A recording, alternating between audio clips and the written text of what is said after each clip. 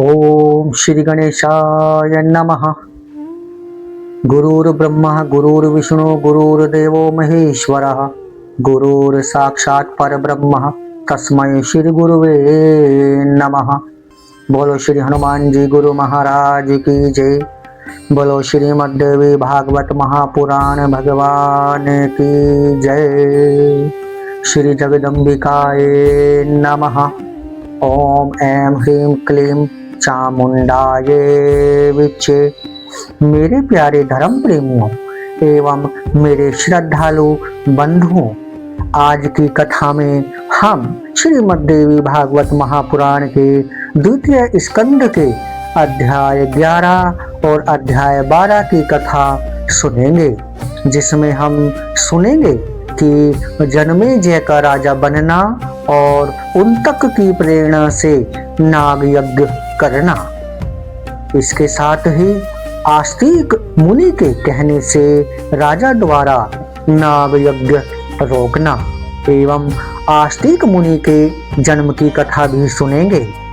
कद्रु और विनिता द्वारा सूर्य के घोड़े के रंग के विषय में शर्त लगाना और विनिता को दासी भाव की प्राप्ति होना। कद्रु द्वारा अपने पुत्रों को शाप देना। तो मेरे प्यारे धर्म प्रेमियों, हमारा यह चैनल पूर्णतः सनातन धर्म और आध्यात्मिक संस्कृति को समर्पित है। इस चैनल का एकमात्र उद्देश्य है सनातन धर्म का प्रचार और प्रसार।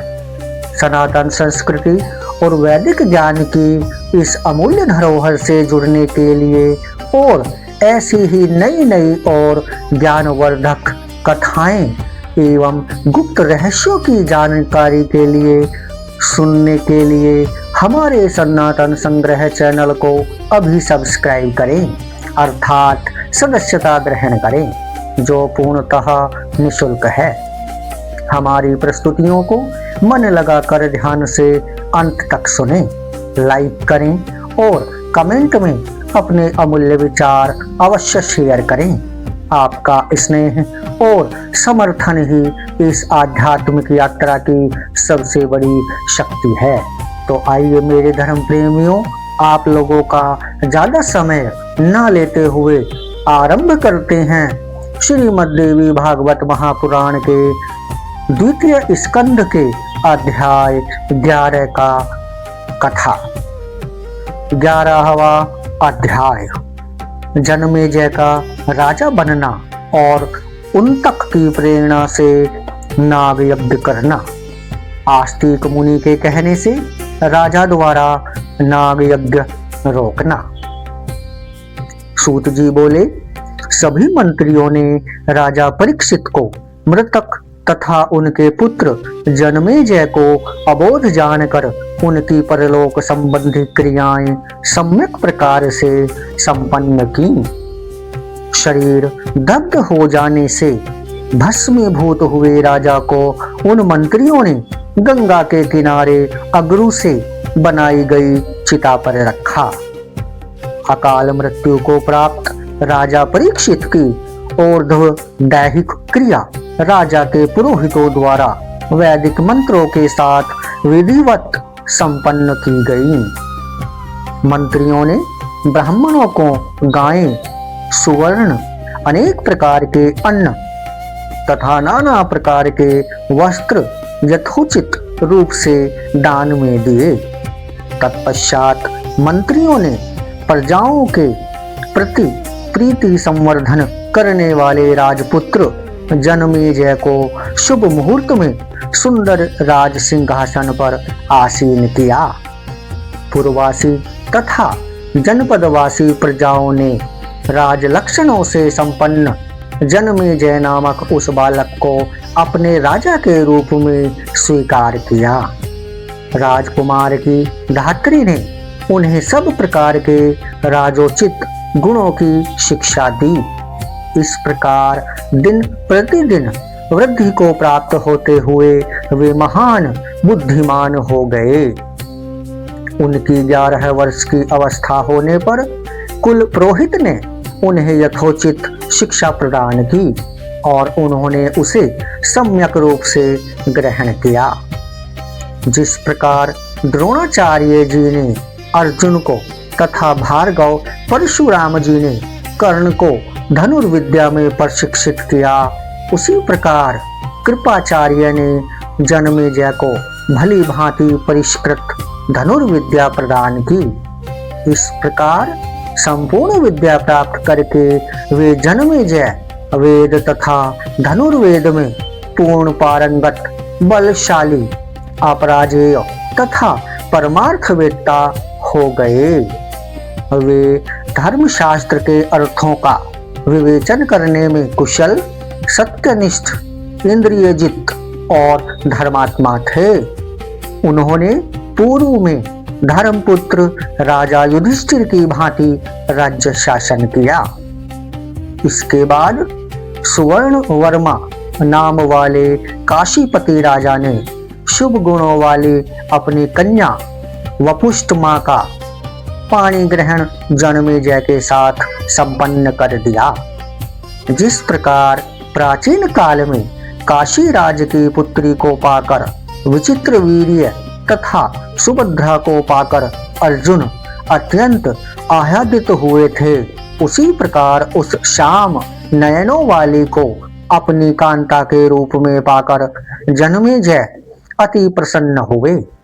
कमल पत्र के समान नेत्रों वाली उस वपुष्टमा के साथ वनों और उपवनों में राजा जन्मेजय उसी प्रकार विहार करने लगे, जिस प्रकार इंद्राणी के साथ इंद्र उनके द्वारा सुखपूर्वक रक्षित प्रजा अति संतुष्ट थी।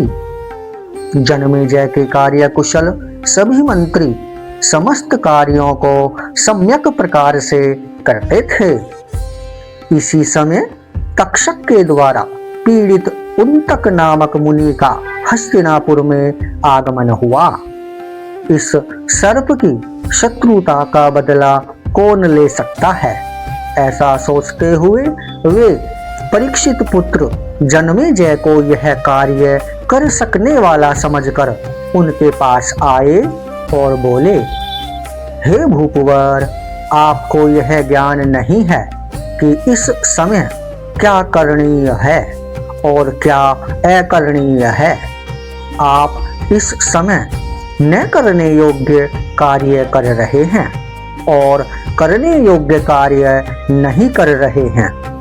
आप सदृश रोषहीन, पुरुषार्थ रहित, वैर भाव के ज्ञान से शून्य, प्रतिकार आदि उपायों को न जानने वाले तथा बालकों के समान स्वभाव वाले राजा से अब मैं क्या कहूँ। जन्मेजय बोले, मैंने किस शत्रुता को नहीं जाना और उसका प्रतिकार नहीं किया।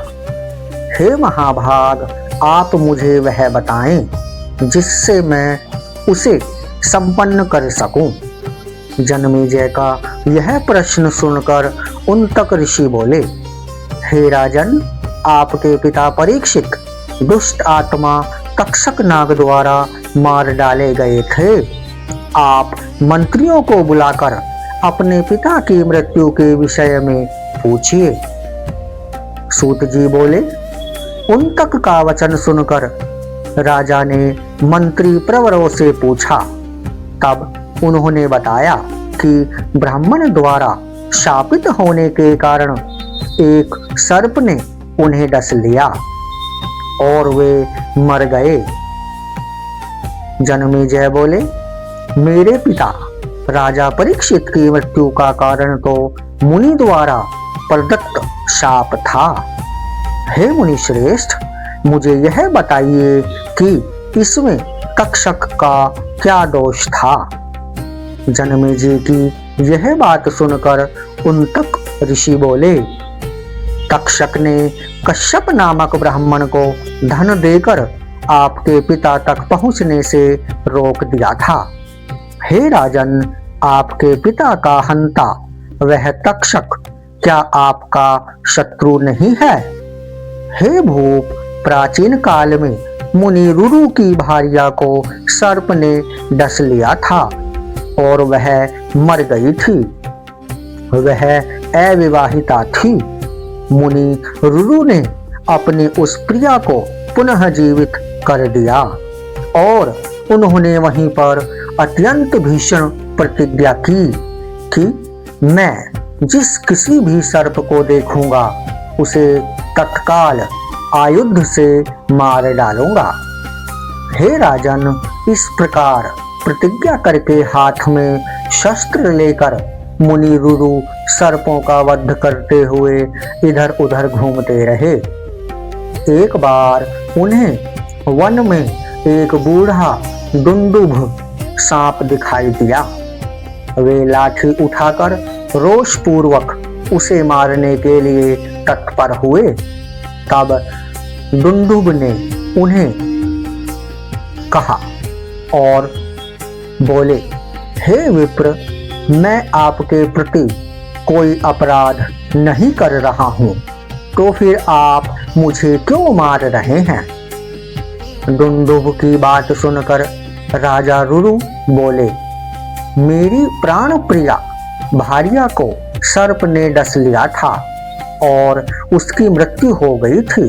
अतः हे सर्प, उसी समय से दुखित होकर मैंने ऐसी प्रतिज्ञा कर ली थी। यह बात सुनकर दुंदुभ सर्प बोला, मैं किसी को काटता नहीं हूँ। जो सर्प काटते हैं वे दूसरे होते हैं, इसलिए सर्पदृश शरीर होने के कारण मुझे आप मत मारिए। दुंदुभ सर्प की बात सुनकर उन्तक ऋषि बोले। मनुष्य के समान उसकी सुंदर वाणी सुनकर रुरु ने पूछा, तुम कौन हो और दुंदुभ योनि को कैसे प्राप्त हो गए? दुंदुभ सर्प बोला, हे विप्र, पहले मैं ब्राह्मण था और खगम नाम का मेरा एक ब्राह्मण मित्र था। वह धर्मात्माओं में श्रेष्ठ, सत्यवादी तथा जितेंद्रिय था। एक बार अपनी मूर्खतावश मैंने तृण का सर्प बनाकर उसे धोखे में डाल दिया। उस समय वह अग्निहोत्र ग्रह में विद्यमान था। सर्प को देखकर अत्यंत डर गया। भय से थर थर कांपते हुए उस ब्राह्मण ने विहल होकर मुझे शाप दे दिया। हे मंदबुद्धि, तुमने सर्प दिखाकर मुझे डराया है, अतः तुम सर्प हो जाओ। सर्प रूप में मैंने उस ब्राह्मण की बड़ी प्रार्थना की। तब उस ब्राह्मण ने क्रोध से थोड़ा शांत होने पर मुझसे कहा, हे सर्प, परमति पुत्र रुरु तुम्हें इस शाप से मुक्त करेंगे। उन्होंने यह बात स्वयं मुझसे कही थी। मैं वही सर्प हूँ और आप रुरु हैं। आप मेरे वचन को ध्यानपूर्वक सुनिए। ब्राह्मणों के लिए अहिंसा परम धर्म है, इसमें संदेह नहीं है। अतः विद्वान ब्राह्मण को चाहिए कि वह सर्वत्र दया करे। हे विप्रवर, यज्ञ से अतिरिक्त कहीं भी की गई हिंसा यज्ञ की हिंसा नहीं कही गई है। उन तक बोले। तब वह ब्राह्मण सर्प योनि से मुक्त हो गया। इस प्रकार उस ब्राह्मण के शाप का अंत करके रुरु ने भी हिंसा छोड़ दी। उन्होंने मरी हुई उस सुंदरी को पुनः जीवित कर दिया और उसके साथ विवाह कर लिया। हे राजन, उस मुनि ने इस प्रकार शत्रुता का स्मरण करते हुए सभी सर्पों का संहार किया था।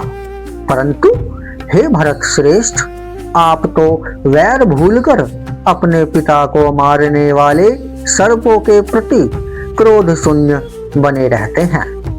आपके पिता स्नान दान किए बिना अंतरिक्ष में ही मर गए। इसलिए हे राजेंद्र, सर्पों का नाश करके आप उनका उद्धार कीजिए। जो पुत्र पिता के शत्रुओं से बदला नहीं लेता वह जीते हुए भी मृत्यु तुल्य है। हे नरपश्रेष्ठ, जब तक आप सर्पों का विनाश नहीं करते तब तक आपके पिता की दुर्गति ही रहेगी। हे महाराज, आप देवी यज्ञ के व्याज से अपने पिता की शत्रुता का स्मरण करते हुए सर्प सत्र नामक यज्ञ कीजिए। सूत जी बोले, उन्तक मुनि का यह वचन सुनकर राजा जनमेजय अत्यंत दुखी हुए और उनके नेत्रों से अश्रुपात होने लगा। वे मन में सोचने लगे, जिसके पिता सर्प से दंशित होकर इस प्रकार दुर्गति को प्राप्त हों, उस मुझ मिथ्याभिमानी तथा दुर्बुद्धि को धिक्कार है। मैं आज ही यज्ञ आरंभ करके प्रज्वलित अग्नि में सर्पों की आहुति देकर अवश्य ही अपने पिता की मृत्यु का बदला लूंगा। सभी मंत्रियों को बुलाकर राजा ने यह वचन कहा, हे मंत्री प्रवरों, गंगा के किनारे श्रेष्ठ ब्राह्मणों से उत्तम भूमि की माप कराकर आप लोग यथोचित यज्ञ सामग्री का प्रबंध करें।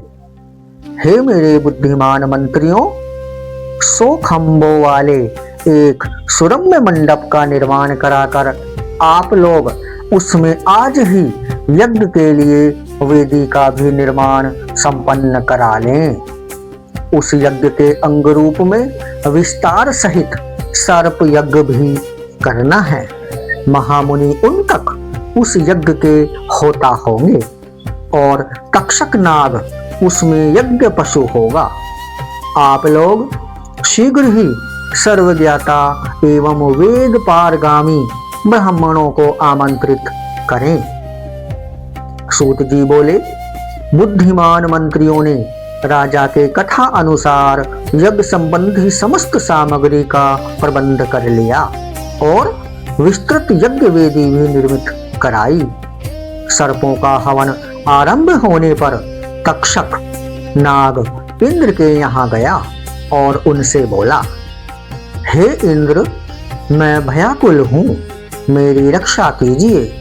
तत्पश्चात इंद्र ने उस भयभीत तक्षक नाग को सांत्वना देकर अपने आसन पर बैठाकर उसे अभय प्रदान किया और कहा, हे पन्नग, तुम निर्भय हो जाओ। तदंतर उन्तक मुनि उस तक्षक को इंद्र का शरणागत और उनसे अभय दान पाया हुआ जानकर उद्विग्न हो उठे और उन्होंने मंत्र प्रभाव से इंद्र सहित तक्षक नाग का आवाहन किया। तब तक्षक नाग ने यायावर वंश में उत्पन्न जरकत्तारूपुत्र धर्मनिष्ठ आस्तिक नामक मुनि का स्मरण किया। वे मुनि बालक आस्तिक वहां आकर जनमेजय की प्रशंसा करने लगे। राजा जनमेजय ने उस बालक को महान पंडित देखकर उसकी पूजा की। पूजा अर्चन करके राजा ने अपनी मनोवांछित वस्तु मांगने के लिए उससे निवेदन किया। राजा जनमेजय की निवेदन करने पर आस्तिक मुनि ने राजा जनमेजय से याचना की, हे महाभाग, इस यज्ञ को समाप्त किया जाए। उसने सत्य वचन में आबद्ध राजा से बार बार ऐसी प्रार्थना की। तत्पश्चात मुनि के वचनानुसार राजा ने सर्पों का हवन बंद कर दिया और फिर वैशंपायन ऋषि ने उन्हें विस्तार पूर्वक महाभारत की कथा सुनाई। उस कथा को सुनकर भी राजा को विशेष शांति नहीं प्राप्त हुई। तब राजा ने व्यास जी से पूछा, मुझे किस प्रकार शांति मिलेगी?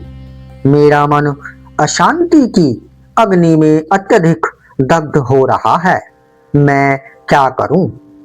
मुझको बतलाइए। मुझ मंद भाग्य के पिता और अर्जुन पुत्र परीक्षित अकाल मृत्यु को प्राप्त हुए हैं। हे महाभाग, युद्ध में होने वाली मृत्यु ही क्षत्रियों के लिए श्रेष्ठ होती है। हे व्यास जी, रण में अथवा घर में विधि पूर्वक होने वाली मृत्यु ही अच्छी मानी जाती है, किंतु मेरे पिता का वैसा मरण नहीं हुआ।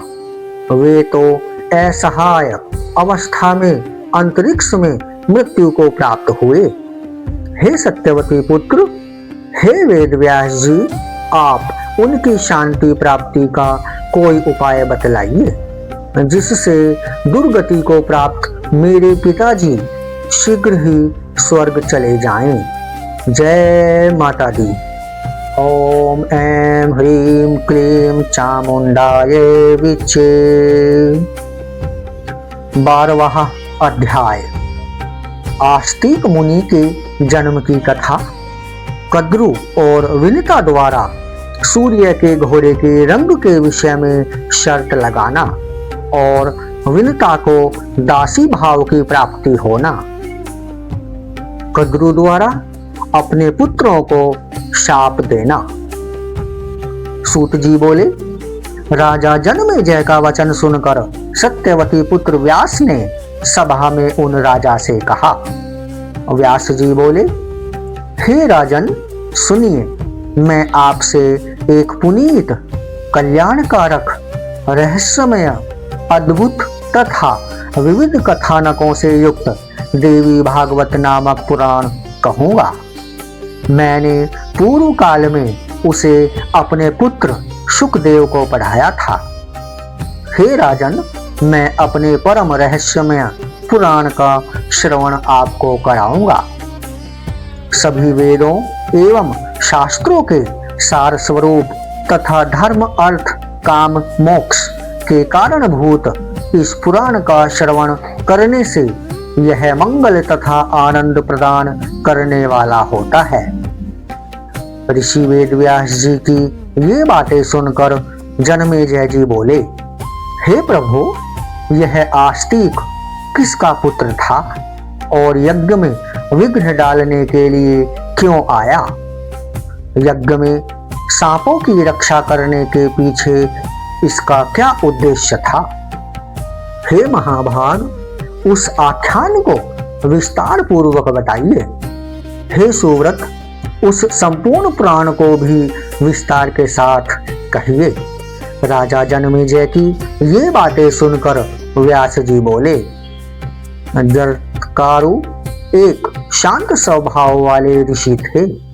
उन्होंने गार्हस्थ जीवन अंगीकार नहीं किया था। उन्होंने एक बार वन में एक गड्ढे के भीतर अपने पूर्वजों को लटकते हुए देखा। तदंतर पूर्वजों ने उनसे कहा, हे पुत्र, तुम विवाह कर लो, जिससे हमारी परम तृप्ति हो सके। तुझ सदाचारी पुत्र के ऐसा करने पर हम लोग निश्चित रूप से दुख मुक्त होकर स्वर्ग की प्राप्ति कर लेंगे। तब उन जरत्कारु ने उनसे कहा, हे मेरे पूर्वजों, जब मुझे अपने समान नाम वाली तथा अत्यंत वशवर्तिनी कन्या बिना मांगे ही मिलेगी, तभी मैं विवाह करके गृहस्थी बसाऊंगा। मैं यह सत्य कह रहा हूँ। उनसे ऐसा कहकर ब्राह्मण जरत्कारु तीर्थाटन के लिए चल पड़े। उसी समय सर्पों को उनकी माता ने शाप दे दिया कि वे अग्नि में गिर जाएं। कश्यप ऋषि की कद्रु और विनिता नामक 2 पत्नियां थी। सूर्य के रथ में जुटे हुए घोड़े को देखकर वे आपस में वार्तालाप करने लगीं। उस घोड़े को देखकर कद्रु ने विनिता से यह कहा, हे कल्याणी, यह घोड़ा किस रंग का है? यह मुझे शीघ्र ही सही सही बताओ। कद्रु की बात सुनकर विनिता बोली, यह अश्वराज श्वेत रंग का है। हे शुभे, तुम इसे किस रंग का मानती हो? तुम भी इसका रंग बता दो, तब हम दोनों आपस में इस पर शर्त लगाएंगे। विनता की बात सुनकर कद्रू बोली, हे शुभ मुस्कान वाली, मैं तो इस घोड़े को कृष्ण वर्ण का समझती हूँ। हे भामिनी, आओ मेरे साथ शर्त लगाओ कि जो हारेगी वह दूसरे की दासी होना स्वीकार करेगी। सूत जी बोले, कद्रू ने अपने सभी आज्ञाकारी सर्प पुत्रों से कहा कि तुम सभी लिपटकर उस घोड़े को शरीर में जितने बाल हैं उन्हें काला कर दो। उसमें से कुछ सर्पों ने कहा कि हम ऐसा नहीं करेंगे। उन सर्पों को कद्रू ने शाप दे दिया कि तुम लोग जन्मेजय के यज्ञ में हवन की अग्नि में गिर पड़ोगे। अन्य सर्पों ने माता को प्रसन्न करने की कामना से उस घोड़े की पूंछ में लिपटकर अपने विभिन्न रंगों से घोड़े को चितकबरा कर दिया। तदंतर दोनों बहनों ने साथ साथ जाकर घोड़े को देखा। उस घोड़े को चितकबरा देखकर विनता बहुत दुखी हुई। उसी समय सर्पों का आहार करने वाले महाबली विनता पुत्र गरुड़ जी वहां आ गए। उन्होंने अपनी माता को दुखित देखकर उनसे पूछा, हे माता, आप बहुत उदास क्यों हैं? आप मुझे रोती हुई प्रतीत हो रही हैं।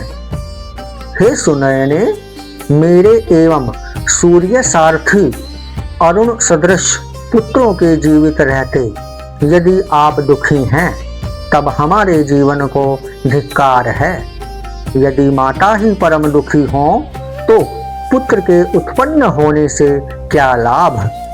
हे माता, आप मुझे अपने दुख का कारण बताइए, मैं आपको दुख से मुक्त करूंगा। गरुड़ की बात सुनकर विनता बोली, हे पुत्र, मैं अपनी सोत की दासी हो गई हूँ, अब व्यर्थ में मारी गई, मैं क्या करूं? वह मुझसे अब कह रही है कि मैं उसे अपने कंधे पर ढोऊं। हे पुत्र, मैं इसी बात से दुखी हूँ। विनता की बात सुनकर गरुड़ जी बोले, वे जहां भी जाने की कामना करेंगी मैं उन्हें ढोकर वहां ले जाऊंगा। हे कल्याणी, आप शोक न करें, मैं आपको निश्चिंत कर देता हूँ। व्यास जी बोले, गरुड़ द्वारा ऐसा कहे जाने पर विनता उसी समय कद्रू के पास चली गई। महाबली गरुड़ भी अपनी माता विनता को दास्य भाव से मुक्ति दिलाने के लिए उद्देश्य से कद्रू को उसके पुत्रों सहित अपनी पीठ पर बैठाकर सागर के उस पार ले गए। वहां जाकर गरुड़ ने कद्रू से कहा, हे जननी, आपको बार बार प्रणाम है। अब आप मुझे यह बताएं कि मेरी माता दासी भाव से निश्चित ही कैसे मुक्त होंगी। गरुड़ की ये बातें सुनकर कद्रू बोली, हे पुत्र, तुम स्वर्ग लोक से बलपूर्वक अमृत लाकर मेरे पुत्रों को दे दो और शीघ्र ही अपनी अबला माता को मुक्त करा लो। व्यास जी बोले, कद्रू के ऐसा कहने पर पक्षी श्रेष्ठ महाबली गरुड़ उसी समय इंद्रलोक गए और देवताओं से युद्ध करके उन्होंने सुधा कलश छीन लिया। अमृत लाकर उन्होंने उसे अपनी विमाता कद्रू को अर्पण कर दिया और उन्होंने विनता को दासी भाव से निसंदेह मुक्त करा लिया। जब सभी सर्प स्नान करने के लिए चले गए, तब इंद्र ने अमृत चुरा लिया। इस प्रकार गरुड़ के प्रताप से विनता दासी भाव से छूट गई। अमृत घट के पास कुश बिछे हुए थे, जिन्हें सर्प अपनी जिह्वा से चाटने लगे। तब कुश के अग्रभाग के स्पर्श मात्र से ही वे 2 जीभ वाले हो गए।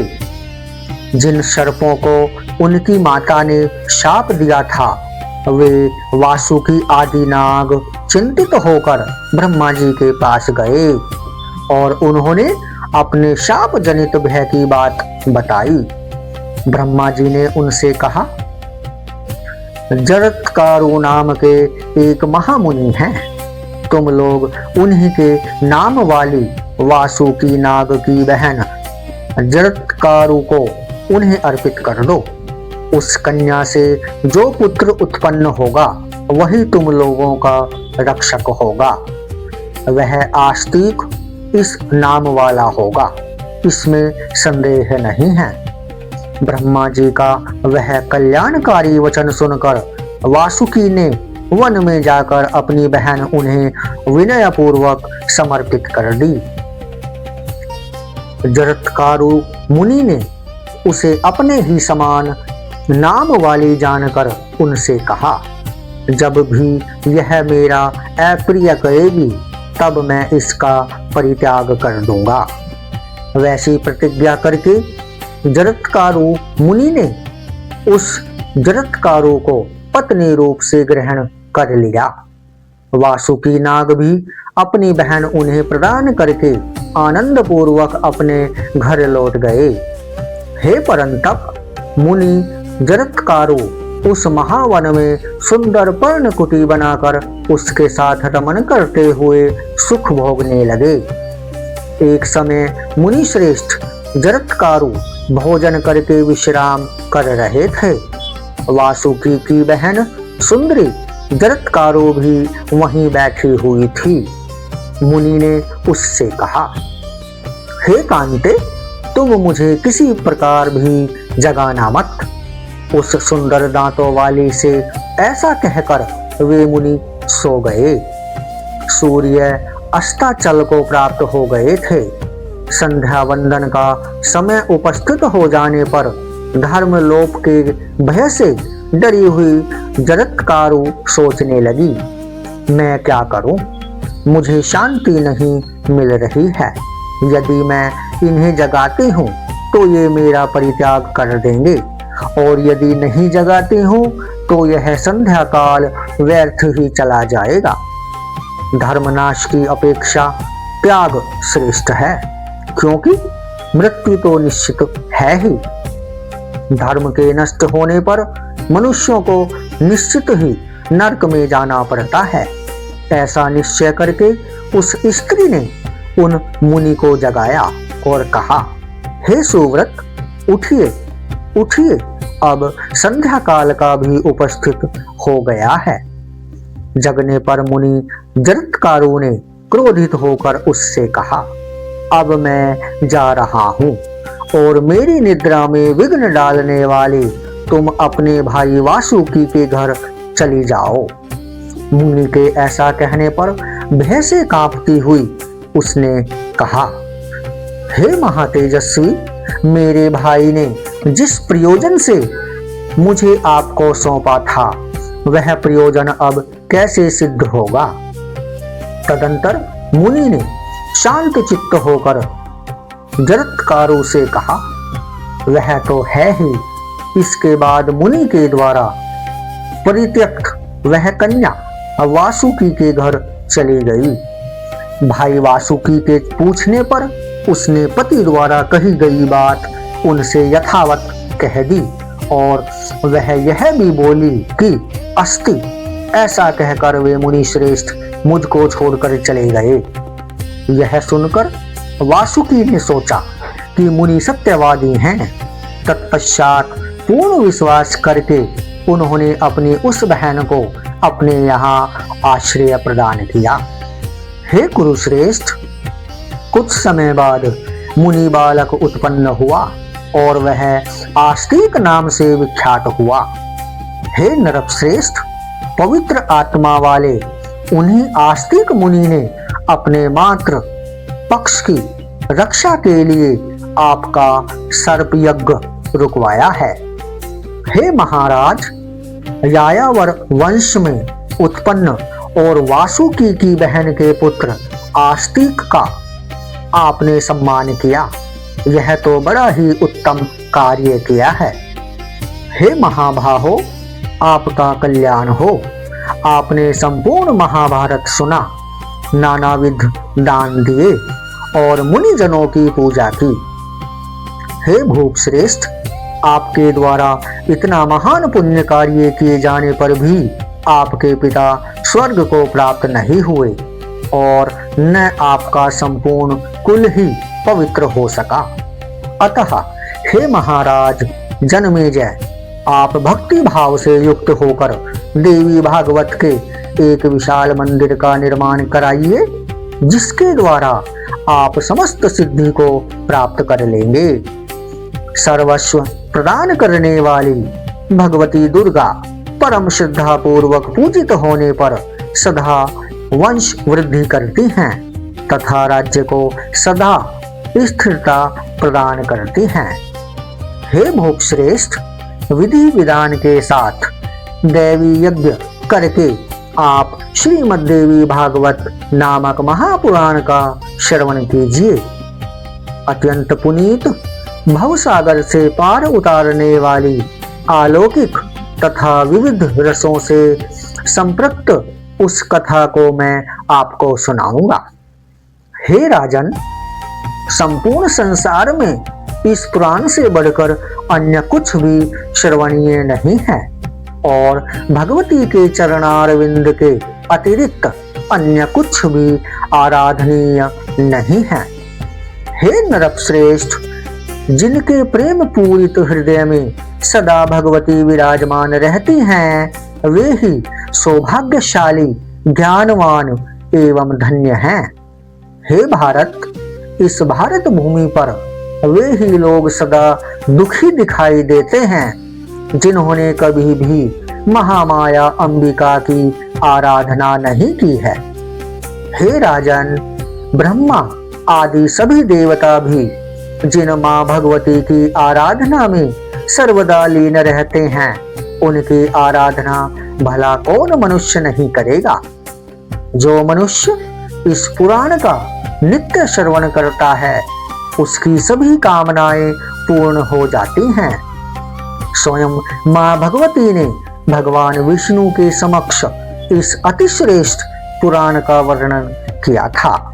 हे राजन, इस पुराण के श्रवण से आपके चित्त को परम शांति प्राप्त होगी और आपके पितरों को अक्षय स्वर्ग प्राप्त होगा। जय माता दी। ओम श्री जगदम्बिकाए नमः। मेरे प्यारे धर्म प्रेमियों एवं मेरे प्यारे श्रद्धालु गणों, इस कथा में आपने सुना जाना कि राजा जनमेजय ने नाग यज्ञ क्यों किया और इसके साथ ही आपने यह भी जाना कि आस्तिक मुनि का जन्म कैसे हुआ और विनता को दासी भाव की प्राप्ति कैसे हुई। इसी के साथ आपने यह रहस्य भी जाना कि कद्रू ने अपने पुत्रों को शाप दिया। हे मेरे प्यारे धर्म प्रेमियों एवं मेरे प्यारे भाइयों और बहनों, जैसा कि हम सभी जानते हैं कि हम श्रीमद् देवी भागवत महापुराण की कथा का श्रवण कर रहे हैं। आज हम श्रीमद् देवी भागवत महापुराण के द्वितीय स्कंध को समाप्त कर रहे हैं। इसके बाद हम माँ दुर्गा से अपनी भूल के लिए, अपने अपराधों के लिए क्षमा प्रार्थना करेंगे। तो आइए सभी मिलकर माँ जगदम्बा से अपनी क्षमा प्रार्थना करते हैं। क्षमा प्रार्थना। परमेश्वरी, मेरे द्वारा रात दिन सहस्रों अपराध होते रहते हैं। यह मेरा दास है, यूं समझकर मेरे उन अपराधों को तुम कृपा पूर्वक क्षमा करो। परमेश्वरी, मैं आवाहन नहीं जानता, विसर्जन करना नहीं जानता तथा पूजा करने का ढंग भी नहीं जानता। क्षमा करो। देवी सुरेश्वरी, मैंने जो मंत्रहीन, क्रियाहीन और भक्तिहीन पूजन किया है वह सब आपकी कृपा से पूर्ण हो। सैकड़ों अपराध करके भी जो तुम्हारी शरण में जा जगदम्ब कहकर पुकारता है उसे वही गति प्राप्त होती है जो ब्रह्मा आदि देवताओं के लिए भी सुलभ नहीं है। जगदम्बिके, मैं अपराधी हूँ किंतु तुम्हारी शरण में आया हूँ। इस समय दया का पात्र हूँ, तुम जैसा चाहो वैसा करो। देवी परमेश्वरी, अज्ञान से, भूल से अथवा बुद्धि भ्रांत होने के कारण मैंने जो न्यूनता या अधिकता कर दी हो वह सब क्षमा करो और प्रसन्न हो। सच्चिदानंद स्वरूपा परमेश्वरी, जगन्माता कामेश्वरी, तुम प्रेम पूर्वक मेरी यह पूजा स्वीकार करो और मुझ पर प्रसन्न रहो। देवी सुरेश्वरी, तुम गोपनीय से भी गोपनीय वस्तु की रक्षा करने वाली हो। मेरे निवेदन किए हुए इस जप को ग्रहण करो, तुम्हारी कृपा से मुझे सिद्धि प्राप्त हो। जय माता दी। श्री जगदम्बिकाये नमः। मेरे प्यारे धर्म प्रेमियों, आइए माँ जगदम्बा के, माँ दुर्गा के नवारण मंत्र का 12 बार जाप करते हैं। ओम ऐं ह्रीं क्लीं चामुंडाय विचे। ओम ऐं ह्रीं क्लीं चामुंडाय विचे। ओम ऐं ह्रीं क्लीं चामुंडाय विचे। ओम ऐं ह्रीं क्लीं चामुंडाय विचे। ओम ऐं ह्रीं क्लीं चामुंडाय विचे। ओम ऐं ह्रीं क्लीं चामुंडाय विचे। ओम ऐं ह्रीं क्लीं चामुंडाय विचे। ओम ऐं ह्रीं क्लीं चामुंडाय विचे। ओम ऐं ह्रीं क्लीं चामुंडाय विचे। ओम ऐं ह्रीं क्लीं चामुंडाय विचे। ओम ऐं ह्रीं क्लीं चामुंडाय विचे। ओम ऐं ह्रीं क्लीं चामुंडाय विचे। जय माता दी। मेरे प्यारे धर्म प्रेमियों, मेरी आपसे हाथ जोड़कर प्रार्थना है कि यदि आपको हमारी ये कथाएं पसंद आती हैं तो आप हमारी कथाओं को लाइक करें और कमेंट बॉक्स में अपने अमूल्य विचार अवश्य प्रदान करें। आपका स्नेह और आपका समर्थन ही इस आध्यात्मिक यात्रा की सबसे बड़ी शक्ति है। धन्यवाद।